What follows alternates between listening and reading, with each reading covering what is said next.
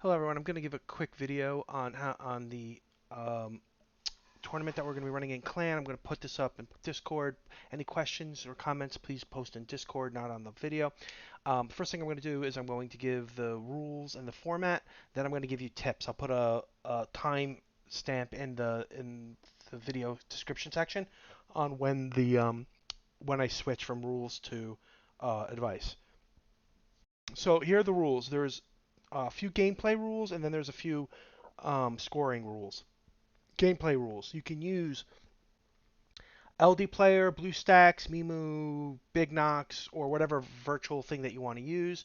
You can use RSL Helper. You cannot use Cheat Engine.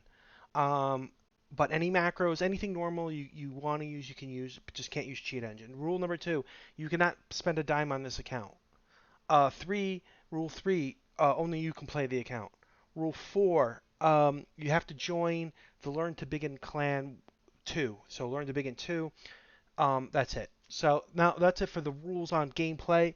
Um, rules on format, or the format and submissions and point calculations. I have a spreadsheet. We'll go over that in a second, but you just have to fill out the spreadsheet and calculate the points that way. On the format, we're gonna start this on the 11th of June, and it'll end 4 weeks later. You will receive to your Discord a personal message from me with an email address and a password. This email address is going to look funny, and it's because it's a fake email. So the people who make these accounts, they make up a fake email. It's not a real Gmail account. Don't try to go to the Gmail account. That won't help you. I've changed the password from the password that the place that I bought it from already. I'll just tell you what it is. It's Don Lad Eats Farts because Don Lad eats farts. Capital D on Don Lad. Um, when you get this account, my advice to you, besides changing the password, is to try and change it to a more legitimate Gmail. Accounts with these funky Gmails occasionally Plarium bans them. I know because I had one banned of mine, and I didn't do anything wrong other than buy that account. I posted a link on that in Discord like a year and a half ago. But if you move it to a real email account, it's harder for them to find. So one other note is you can only have one email account per player account. So if your Arch's main account can only use the email account that it has. So you have to make a new email account. So make arch2 at Gmail, whatever it is, or Richard Stroker 2 at Gmail or whatever it is, and attach it that way. But just do it. I will link. I will send you in the Discord when I send you the Discord invite a link that explains how to change it so that you do these things. Uh, when you get the account, you'll get the account. You can do whatever you want. Just win. Just progress. Um, every week, give or take a bit of time, but every week I want to see a filled out one of these sheets posted in Discord. Um, and I'd like to see some pictures and some conversation of what you're working on and stuff. It's not so much for me to check, but it's more for this to be involved with the clan. The reason why, just to put this out there, I'm probably this whole thing is going to cost me over $100, and it's not that $100 is a lot of money and stuff, but the reason why I'm investing in it is I'm investing in the clan, and what I want is uh, people to root, people to cheer, people to be silly, a little bit of smack talk. I'm just trying to create a better clan environment and more buy-in. This game is not really a clan-oriented game. We're all in the same clan, but we never really interact. So I'm trying to up the amount of fun. There's going to be a bunch of simpler tournaments in the coming out that I'm going to try to do once a month that most people will be able to be involved in with very minimal commitment. They're going to be much smaller events. I wanted to kick this one off with a bang. I'm really hoping that Arch, Wiley, and Richard Stroger uh, contribute in the sense of putting stuff up, talk about what they're doing, what their challenges are, what fun they're having, etc. like that. I'm hoping to buy in. If anyone wants to do a video on it, I'd really love it. If anyone wants to jump into a Discord and have a group Discord on it, I'd really love that too. Whatever you guys want, let's have a lot of fun. Let's build Lrn2BigUn. Um, the winner gets. Sorry, still a little sick. The winner gets at the end of this. Well, this will be a 1 month tournament. Um, the winner gets me to go into their account. Uh, I'll do a partial takeover if they ask, and I will buy some packs, and you can tell me what kind of things that you're looking for. I'm not sure how much I'm going to spend, but you know, um, you know, you'll get a material amount of goods if that's what you want. If that's not what you want to keep it because these accounts technically are free to play. If you want to keep it free to play, we can talk about a different reward. Um, so every week you're going to fill this out. On the last week, on the final time, you're going to fill this out and you're going to put up screenshots of all these accomplishments. So it'll make more sense when I go through the spreadsheet, which I'll do almost immediately after this, but save your screenshots. You only have to do these things once. So like let's say you beat Dragon 25, but you never farm it and you only beat it one time, just save that screenshot. Actually, you can just take a screenshot of all the different dragon runs. But let's say you one key nightmare, but there's only one time you did it. All the other times it took you two key. Save the picture of the one key for the nightmare, right? Just so that you have it, put it up in Discord, and that's how I'm going to validate that all of this is correct for winning. Um, so now we'll just talk about the spreadsheet. If it's in light blue, it's what you fill out. If it's anything else, you don't touch it. What you'll do is you go to File, make a copy, and make a copy, and then I'll make a new copy, and you fill that one out. And you can save it and everything. I'm just going to use this one here. If you don't do a dungeon at all, just leave it at 0. But let's say you did Dragon, and let's say you got to 19, you completed 19. Well, you put a 19, it'll find it, tells you you have 36 points total. But let's say you were only able to do Dragon 16 and under 3 minutes. That's the highest dungeon that you did under 3 minutes. So you get 6. So let's say you put 16, you get an extra 7.5 bonus points for that. If you got 19, you both were able to do both 19, you'd get an extra 18 bonus points. So you'd get 54 points just for doing Dragon. I want to be clear. The weekly stats don't matter. It's only the final stats, so it's not cumulative. So if week 1 you got the Dragon 13, and then week 2 you got the 14 and 15, it's not the addition of them. It's just the final stat. So that's what you'll do for the dungeon runs. Not all the dungeons and not all the levels give you points. So like if you only did, I didn't put Minotaur in here for a reason, but let's say you did Arcane, you only got to 10, there's no points for that. You should fill it out anyway, but if you want to see the table, how much the points are, it's on this page table. You can go see. The affinity ones are all the same points. The void should be a little bit harder, but I didn't. So that's it for the dungeons. For the clan boss, and you're going to get your first tip in here. If you get the top chest, you put a 1 in. If you don't get the top chest, it's a 0. Nothing for second, third, or fourth chest. If you can get the top chest in 1 key, you put 1 here. Okay? You don't put the 2 key in there, just the 1 key. And it'll calculate your points, and you're at 10 points for it. These are the points that correspond to each one of these. So what does that mean? That means if you did the top chest and you 2 keyed it, you can put a 2 key in. And if it's a 3 key, you put nothing in. But you don't put both in. It's only the best attempt. Here's the first bit of advice. Getting the top chest in the Ultra Nightmare is worth 100 points. That is the same quality as 1 keying Nightmare. You can do Ultra Nightmare in 10 keys. Or 15 keys if you want to. My point is, towards the end, find a way to do Ultra Nightmare for the 100 points. Even if you can't get the keys. That's the first bit. And then PvP, I didn't want to make PvP a significant part because it's super champ oriented. Plus, you guys have a lot of things to worry on, and I don't want people worrying about PvP in the beginning. But you just take a picture of whatever the highest bracket is that you've ever been in. You don't have to finish at the bracket. You just have to actually get to it. So if you can get to Silver 4, it's worth 30 points. So that's it for the points. That's it for the rules. All the dates will be sent in Discord. And that's that. Now we're going to get to the tip section. Here's the first tip: build your skirmisher, the campaign farmer. That's it. Build that first. Number 2, ignore everything that the content creators say. And your second thing that you're going to do is build your dragon teams. All of you have accounts that will beat the dragon 20 very quickly. I don't mean in terms of runtime. I'm talking about being able to get there in a week or 2. All of you have but the first thing you want to do is you want to get the Dragon 16. You want your farmer and Dragon 16. The reason why you want Dragon 16 is that's a place where you stop getting bruised, and it's the most efficient 14 point cost. And then you want to get to Dragon 20, etc. But get to 16, you need tons of lifesteal gear. All of you have need lifesteal gear for dungeons and for clan boss. You need speed gear and you need accuracy gear. Number two, all of you, two of the accounts have six Lego books. One of you have eight. Count on getting anywhere between 0 and 6 more. That's it. You're not going to get many more. You can't buy them.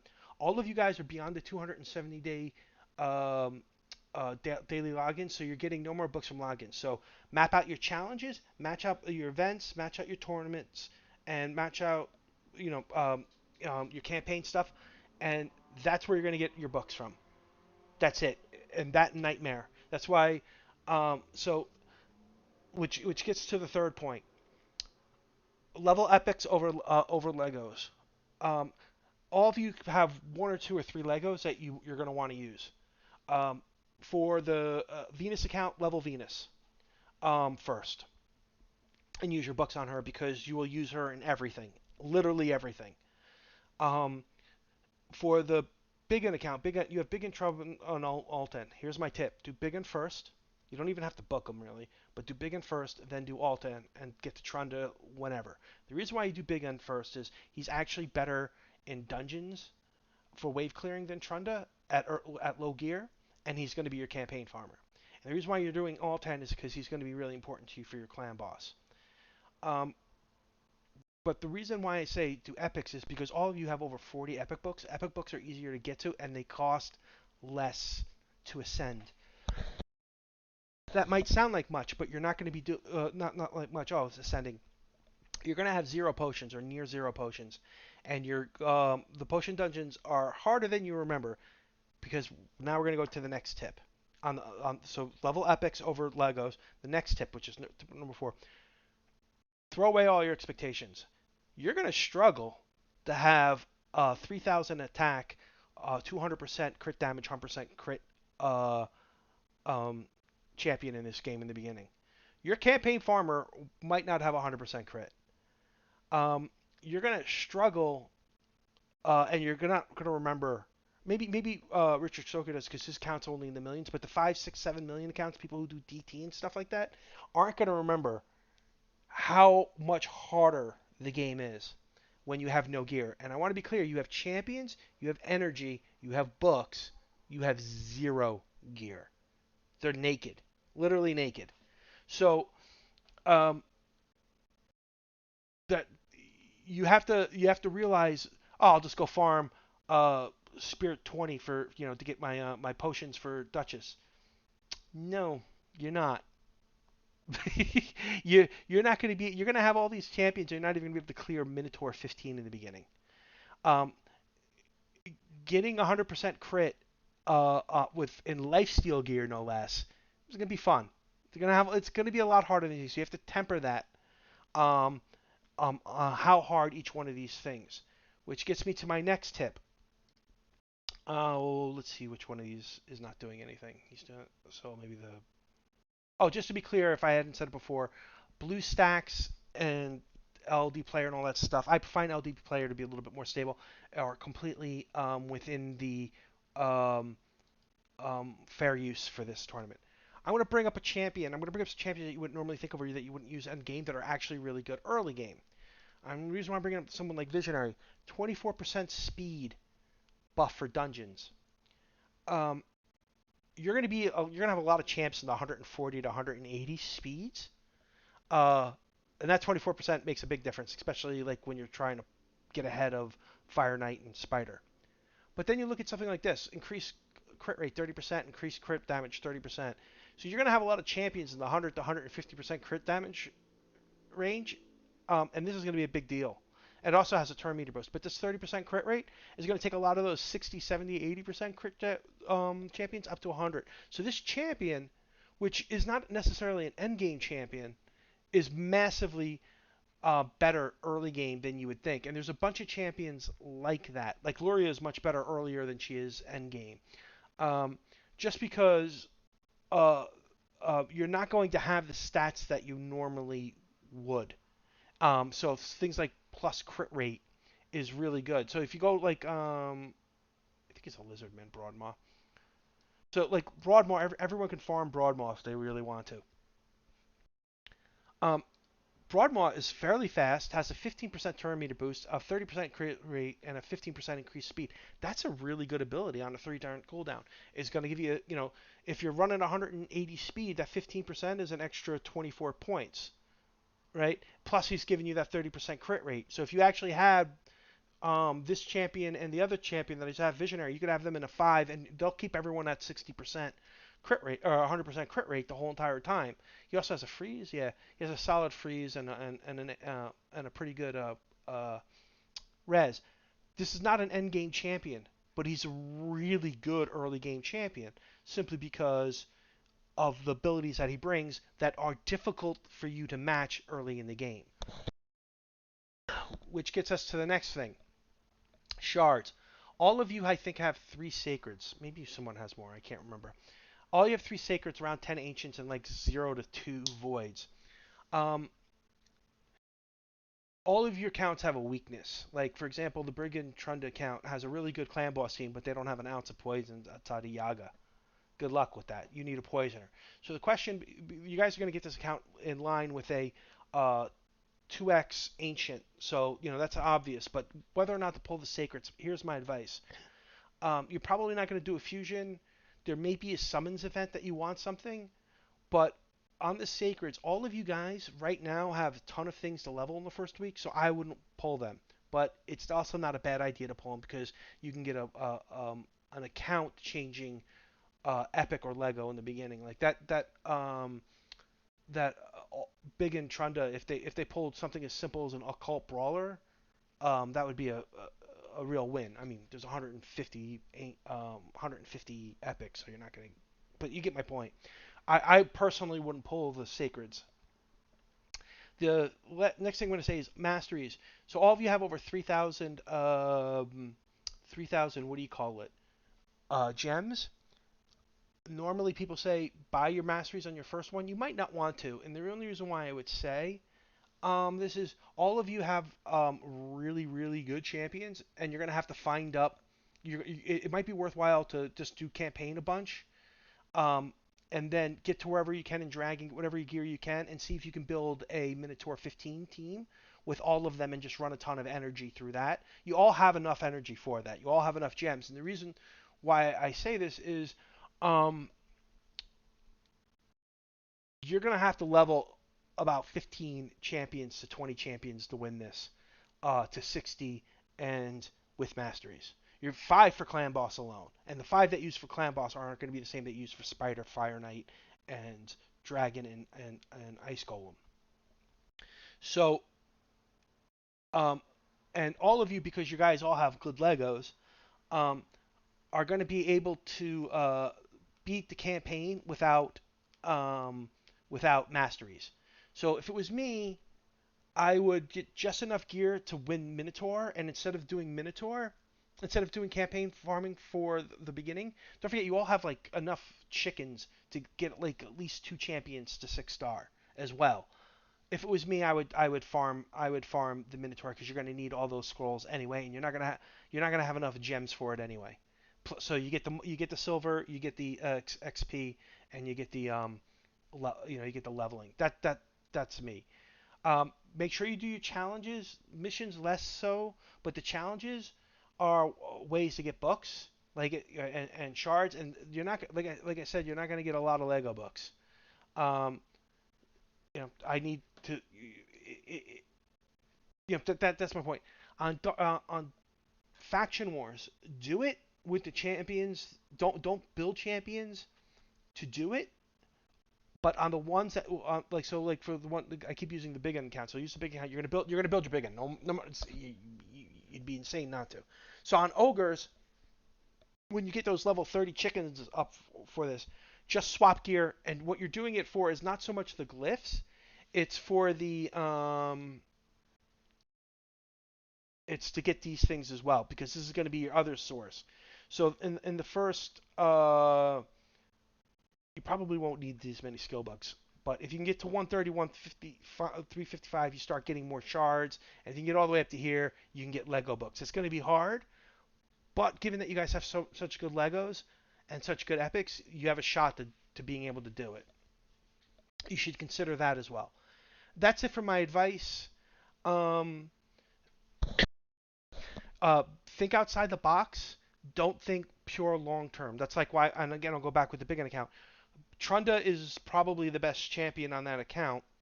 She's not the best short-term champion. If you don't wind up building her, it won't be the worst thing in the world because that account also had they had an HP burner. It might have been Galek, but you also have Miscreated Monster. So you actually don't need to build Trunda to beat Spider. So it's easier to build Galek. That's it. I hope everyone has a lot of fun. I hope post your questions, um, and don't forget to map out what you're going to do. Because in the end, the person who all of you have tons of resources. There's going to be a certain amount of luck.